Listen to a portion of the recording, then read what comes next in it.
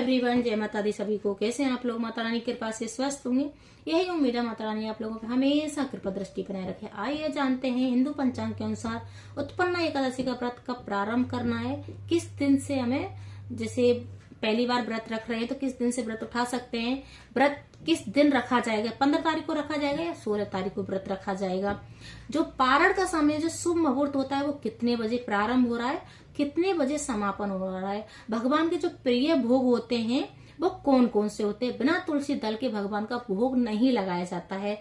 वैसे मार्गशीर्ष के महीने में और आगन एक ही बोला जाता है, इस महीने में हम कोई भी व्रत प्रारंभ कर सकते हैं, शुभ मांगलिक कार्य कर सकते हैं।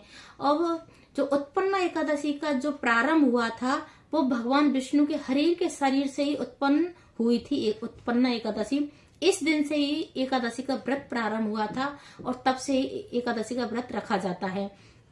वैसे हम पहली बार व्रत रख रहे हैं तो ये भी अपने आप में श्रेष्ठ एकादशी मानी जाती है, क्योंकि इसी दिन से व्रत प्रारंभ हुए थे एकादशी के। तो आप व्रत प्रारंभ कर सकते हैं, और जिन लोगों को बड़ी बड़ी एकादशियों का व्रत रखना है तो वो भी इस दिन व्रत रख सकते हैं। अब आता है कि व्रत कौन से दिन रखा जाएगा। जो एकादशी 15 तारीख को पड़ रही है और दिन पड़ रहा है शनिवार, उस दिन तो हमें शनिवार को 15 तारीख को व्रत रखना है और शनिवार पड़ रहा है, तो हमें जो तुलसी दल है वो शुक्रवार को ही तोड़ के रख लेना है।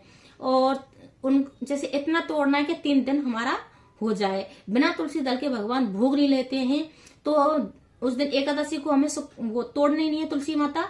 द्वादशी को भी हमें तुलसी नहीं तोड़ी, उस दिन संडे भी पड़ रहा है और द्वादशी में भी तुलसी दल नहीं तोड़ा जाता है, तो हमें शुक्रवार के दिन ही तोड़ के रख लेना है। शुक्रवार को ही हमें सर धुल लेना है, सर भी एकादशी के दिन नहीं धुला जाता है। और किसी भी जब व्रत रखते हैं तो 10वीं से नियम फॉलो करने होते हैं, नियमों का पालन करना होता है। तो हमें प्याज लहसुन बिल्कुल भी नहीं खाना 10वीं के दिन जो व्रत रख रहे हैं, और चावल भी नहीं खाने। और जैसे बहुत लोग 2 टाइम खाना खाते हैं, बहुत लोग एक ही टाइम भोजन करते हैं 10वीं से। तो अगर सूर्यास्त के बाद भोजन नहीं खाते, अगर 2 टाइम खाना खा रहे हैं तो सूर्यास्त से पहले पहले खा लेना है, उसके बाद आपको बिल्कुल भी खाना नहीं खाना। अगर किसी कारण बस लेट हो गए हैं तो आपको फलाहार करके सो जाना है। फिर आता है कि एकादशी का व्रत 15 तारीख को शनिवार को रखा जाएगा, और जो पारण का समय है वो संडे को मतलब रविवार को किया जाएगा। तो जो टाइम है वो भी मैं आपको बता देती हूँ। 1:10 पे प्रारंभ हो रहा है पारण का समय, नोट कर लेना है, और 3:18 पे इसका समापन हो रहा है। तो इस बीच में हमें पारण करना है द्वादशी के दिन। फिर आता है कि जैसे हमें नियम करने होते हैं, तो हमें शुक्रवार को ही 10वीं से जो शुक्रवार को ही हमें सर धुल लेना है, क्योंकि एकादशी के दिन सर नहीं धुला जाता है। कोई भी व्रत रखते हैं तो उसमें सर नहीं धुला जाता है, एक दिन पहले ही अच्छा वार देख के धुल लेना चाहिए। पर प्याज लहसुन बिल्कुल भी नहीं खाना है 10वीं के दिन। फिर आता है कि हमें कोई सी भी तामसिक भोजन नहीं करना है 10वीं के दिन, और खाना भी जैसे खारे सूरज से पहले पहले खा लेना है, और किसी भी किसी कीड़ा वासना को नहीं देना है, और सबसे मेन किसी की निंदा नहीं करनी है। उस दिन पृथ्वी सहन करना है, क्योंकि एकादशी का व्रत बहुत महत्वपूर्ण व्रत होता है और इसके नियम हमें करने होते हैं, नियमों का पालन करना होता है, तभी हमारा व्रत सफल होता है। फिर आता है हम द्वादशी को सुबह ब्रह्म मुहूर्त में उठना है, हमें स्नान करना है। तो कुछ ना कुछ हर मंथ की एकादशी में कुछ ना कुछ डाल के हमें स्नान करना होता है, या तो गंगा जल डाल के स्नान करना होता है, कभी काले तिल डाल के स्नान करना होता है। तो आगे इनकी जो मार्गशीर्ष की जो वो होती है एकादशी, इसमें हमें तुलसी माता की जड़ों की मिट्टी डाल के स्नान करते हैं, तो बहुत महत्वपूर्ण होता है। और सबसे मेन चीज है कि स्नान करना है, हमें पीले वस्त्र धारण करने होते हैं। भगवान को पीला कोई भी चीज होती है पीली भगवान को बहुत प्रिय होती है, तो हमें पीले वस्त्र धारण करने हैं। फिर भगवान को स्नान कराना है, पुष्प चढ़ाने हैं, पूजा करनी है, और धेरी का लेपन करना है, 2 दीपक प्रज्वलित करने हैं। फिर उसके बाद में हमें जो कथा आती है, तो अधिक मास होता है तो 26 वाली एकादशी का आता है, ये तो 24 एकादशी पड़ती है साल में, तो उसकी बुक आती है 30-40 रुपए की आ जाती है। तो उससे हमें अपने हर मंथ की कहानी निकाल के हमें पढ़नी होती है। उत्पन्ना एकादशी की कहानी निकाल के हमें पढ़नी है, उसको सुनना है, भगवान की आरती करनी है। अगर हमें तुलसी, सूखी तुलसी की लकड़ी का दीपक जला के भगवान की कहानी सुनते हैं तो हजारों गुना फल प्राप्त होता है। तो ऐसे भी आप कर सकते हैं। सूखी भगवान तुलसी सूखी सबके घर में मिल जाती है, अगर नहीं है आसपास से भी ला के सुन सकते हैं। और एकादशी के दिन तुलसी दल जैसे जरूर चढ़ाना चाहिए भगवान पे।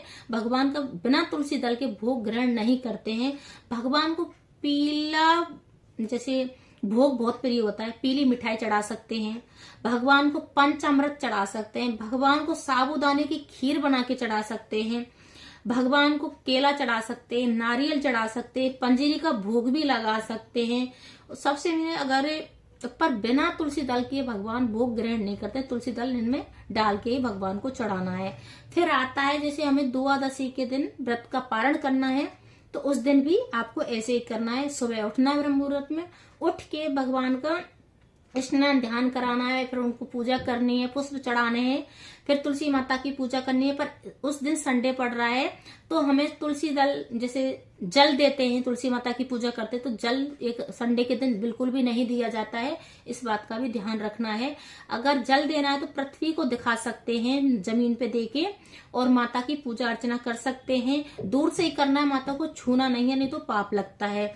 फिर इस प्रकार से हमें पूजा अर्चना करनी है। सूर्य देव को जल जरूर देना है, उस दिन सूर्य देव को जल देना है, उनकी पूजा करनी है, भगवान की पूजा करनी है। अगर द्वादशी के दिन चावल खाते हैं तो बहुत अच्छा माना जाता है। अगर जैसे भगवान को खीर, चावल की खीर बना के लड्डू गोपाल जी उनको चढ़ा रहे हैं या भोग लगा रहे हैं, जो भगवान विष्णु की कोई भी प्रतिमा है उसको भोग लगा रहे हैं, तो बहुत अच्छा माना जाता है। तो इस प्रकार से हमें कर देना, पहले भगवान की पूजा करनी है। फिर जो भगवान पे हम जो भी चीज चढ़ाते हैं, या तो हम प्रसाद लेके अपना व्रत खोल सकते हैं, या हम जैसे मिठाई है, कोई फल फ्रूट है, जैसे हम भगवान पे जो चढ़ाते हैं उससे भी अपना पारण कर सकते हैं। फिर उसके बाद हमें भोजन करना है, पर बिल्कुल भी प्याज लहसुन नहीं खाना है। ये 3 दिन के जो नियम होते हैं वो हर इंसान को अपनाने होते हैं, तभी हमारा एकादशी का व्रत पूर्ण होता है।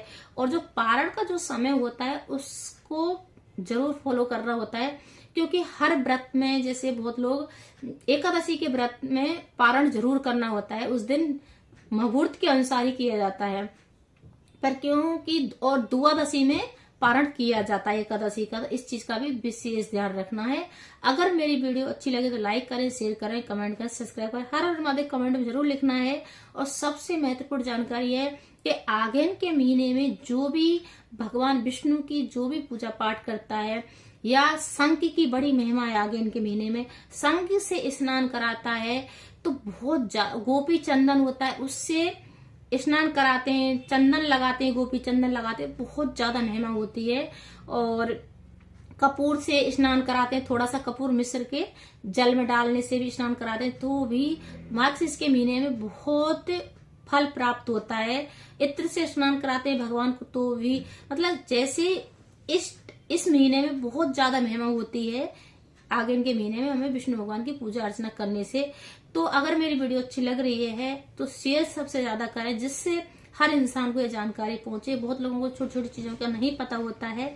और मेरी वीडियो और भी पड़ी है, जो एकादशी के जो नियम होते हैं वो भी डाली है, चेकआउट करके देख सकते हैं कि हमें नियम कौन कौन से फॉलो करने होते हैं, संकल्प कैसे लिया जाता है व्रत का, तो दूसरी वीडियो में चेकआउट कर सकते हैं। क्योंकि बहुत ज्यादा बड़ी वीडियो हो जाती है, लोग नहीं देख पाते, इसलिए मैंने इतनी ही वीडियो बनाई है। जय माता दी सभी को।